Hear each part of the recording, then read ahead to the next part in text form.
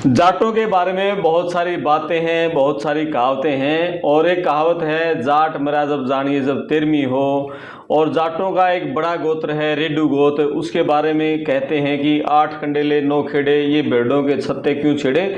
ऐसी बहुत सारी बातें जाटों के बारे में हैं। कई जाट योद्धाओं के नाम इतने लोकप्रिय थे कि कोई बच्चा रोता था तो ये कहते थे सो जा, जाट आ जाएगा, हरि सिंह नलवा आ जाएगा। तो इस तरह की बहुत सारी बातें, और इनके ऊपर थोड़ा सा चर्चा करेंगे। मज़ेदार बातें हैं, इनके बारे में लोगों को नहीं पता कि ये कहावतें शुरू क्यों हुई थी, कब हुई थी, वही विस्तार से जानने की कोशिश करेंगे। और बातचीत करने के लिए मेरे साथ हैं इतिहासकार रिटायर्ड प्रिंसिपल चौधरी बलेराम बेनीवाल जी।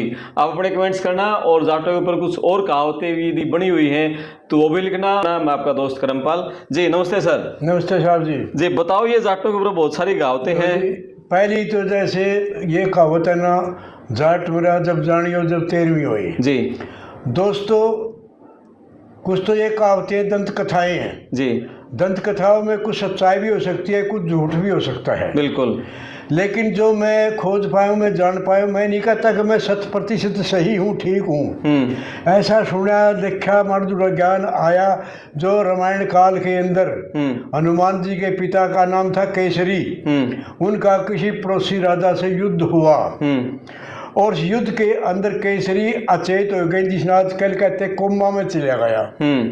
कोमा में चला गया तो लड़ाई बंद होगी तो वो अपने पिताजी का उस जमाने में आयुर्वेदिक इलाज थे, वनस्पति के फूल पत्ते तोड़ कर उसका रस लगा कर टपका कर मुंह में मसल कर ऐसे इलाज किया करते थे। 2 दिन 4 दिन 10 दिन गुजर गए, लोग कहने लगे बोला भाई जान दे, इसका संस्कार कर दे, ईब नहीं जिंदा जानदा ही तो हो रही है तेरे पिताजी तो। हनुमान जी कहने लगे बोले नहीं जी अभी ठहरो, है कुछ आस मुझे, अब शायद कुछ जीवित हो जाए। तो दोस्तों ऐसा कहते ऐसी दंत कथाएं हैं कि 13वें दिन राम राम राम राम करता गया और उनका पिताजी केसरी अपना खड़े हो गया। और तब से ये कहावत बनी, जाट मेरा जब जानी और जब तेरी गए नहीं ऊँट का ऊँट तो उठ के पै चलेगा मतलब कहीं युद्ध के अंदर युद्ध करता है तो ये मरता मरता भी दुश्मन को मार के मरेगा जी। जैसे हमारे बहुत सारे फौजी भाइयों के, बहादुरों के बहुत किस्से हैं इस तरह के। फिर वह सॉरी जोड़ दूंगा मैं, जोड़ दूँ बताए सच्चाई है, वह फ्रांस वाली वह भी बता दूंगा जी। बताओ। फ्रांस के अंदर प्रथम विश्व युद्ध 1918 के अंदर जाट बटालियन 6 वहाँ गई हुई थी। अंग्रेजों के अपन नीचे गुलाम थे, इसमें दो राय नहीं। तो वहाँ अपनी जाट बटालियन 6 के हथियार खत्म हो गए, गोला बारूद कह लीजिए, वो खालियाँ के आगवा संगीन होया करे। मैंने भी कभी एनसीसी में काल में पढ़ते देखी थी, आप भी जानते होंगे। तो उन्होंने संगीन लगा ली, आगे से गोली आने लग रही। और इस बात की सच्चाई दोस्तों, जब यूपी के अंदर गंग नहर के अंदर जाटों की ट्रेली डिब्बों का जाट नीरे मारे गए थे ना, उस रोड़े में जो जाट काटे थे इस्लामियों ने, उस समय की कहानी है। तो वहाँ से चली थी तो भाई जाट मेरा जो जड़ी 13वीं हो तो उसके अंदर ये चली बात। तो भाई जाटा ने अग्गे तक गोली आने लग रही, उनकी छाती में लगने लग रही। वहाँ जो एक टीम आई थी फ्रांस से यहाँ का सर्वे करने, उसके रिकॉर्ड बनाने के लिए। तो मैंने उनसे प्रश्न किया, भाई साहब मैंने अंग्रेजी में कह दिया, बड़ी मोटी अंग्रेजी भी आवा पाने क्यों, BSc B.Ed तक मैं तक मेरी मीडियम इंग्लिश था। मैं जिस टाइम वहाँ पर फ्रांस के अंदर उसकी राजधानी पेरिस में जाट बटालियन 6 का एक शहीदी स्मारक है। और वो वहाँ एक तांडव नृत्य था जो कभी शिव ने किया था, पहला दूसरा कराया था जाट बटालियन 6 ने। और वो पढ़ता नहीं, बोला डू यू नो भैया, yes I know, oh you are right, you are right, there is.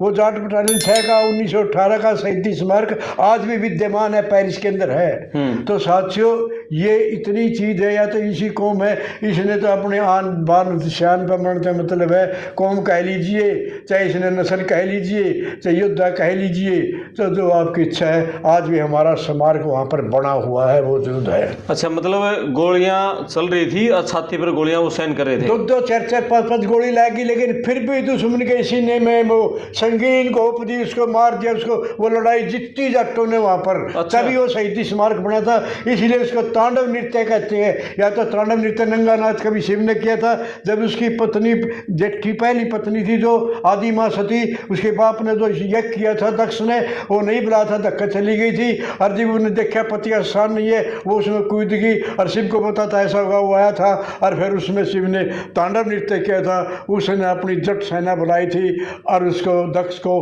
Kishni कराई थी, पूरी तरह आया था। या तो तांडव नृत्य वहाँ था जब शिव रहा था। एक आंसू तो पड़े थे पुष्कर में और एक पड़े थे उसमें पाकिस्तान में है वो स्थान, वहाँ पर इसके अंदर ये कहानी दोस्तों, ये तो वहाँ ये बना हुआ शहीदी स्मारक का आज भी है इस कौम का। संगीने गोपी गोलियां सहते हुए मारा उनको है, गोली कहीं कहीं लगी फिर भी संगीन गोप दिया गया। बिल्कुल। और एक हरियाणा में एक बहुत बड़ी खाप है, कंडेला खाप है, और कई गांव हैं उस कंडेला खाप के, उनके बारे में कहते हैं कि 8 कंडेले 9 खेड़े ये भेड़ों के छत्ते। देखो दोस्तों, मैं कभी 1973 से 1979 तक कड़वा जींद जिले में पड़ता है गाँव, वहाँ साइंस मास्टर हुआ करता था। मैंने उस समय कहावतें सुनी थी और बाद में मैंने जो निचोड़ निकाल लिया भी, ये बात कैसे थी, ये लोग आदि काल से लड़ाकू थे, योद्धा थे। गोत्तरीन का रेड्डू गोत्र है ये, तो ये इनके ये 8 कंडेले 12 खेड़े खाप पंचायतों के मुख्य योद्धा थे। ये कभी डरे घबराए नहीं। और उस लड़की का नाम है इस टाइम जबानी याद नहीं, मैंने वो लिखी है ऋग्वैदिक हरियाणा की सर्वखा महापंचायत, उसमें एक लड़की थी हमारी बहन बेटी जो रेड्डू गोत्र की थी, जिसने दुश्मनों के छक्के छुड़ाए थे। ये तो वो गोत्र, वो गांव, वो एरिया है जो हर क्षेत्र में, हर युद्ध में, हर लड़ाई में समाज के लिए, राष्ट्र के लिए अग्रणी रहा है। अच्छा, एक हरि सिंह नलवा के बारे में भी कहते हैं कि उनका भी बड़ा रोब था और बच्चे रोते थे तब उनका नाम आता था। हाँ जी, हरि सिंह नलवा पंजाब के जो राजा थे महाराजा रणजीत सिंह, उनका छोटी उम्र में सेनापति बन गया था। उनका गोत्र था उप्पल। और भाई उप्पल गोत्र पंजाबी में भी है, हमारे जट्टा में भी है, चाहे राजस्थान इसमें पंजाब में कड़ी भी है उप्पल, हमारे में भी, लोगों में भी है। तो उस समय उनका इतना दबदबा था, इतना योद्धा, इतना लड़ाकू था वो छोरा, वो योद्धा नलवा। अब उस जमाने के अंदर जो पठानियां थी ना, वो बच्चों को डरा कर दी, बोले सो जा नलवाया जेगा। तो इतनी धाक, इतनी दबाव, इतनी वो थी इस देश के लोगों का। भाई वक्त की बात है, थे तो वह भी अपने, डरनिए भी अपने, डरानिए भी अपने, सारा होता एक था। वक्त की बात है, अब नरे के क्या करें, अब अफसोस इस बात पे। बिल्कुल, चलो बहुत बढ़िया। और इस तरह की बातें लगातार करते रहेंगे। आप अपने कमेंट्स करना, वीडियो को शेयर करना, चैनल को सब्सक्राइब करना। मैं आपका दोस्त करमपाल, धन्यवाद। धन्यवाद सर। धन्यवाद साहब जी, थैंक यू, नमस्कार।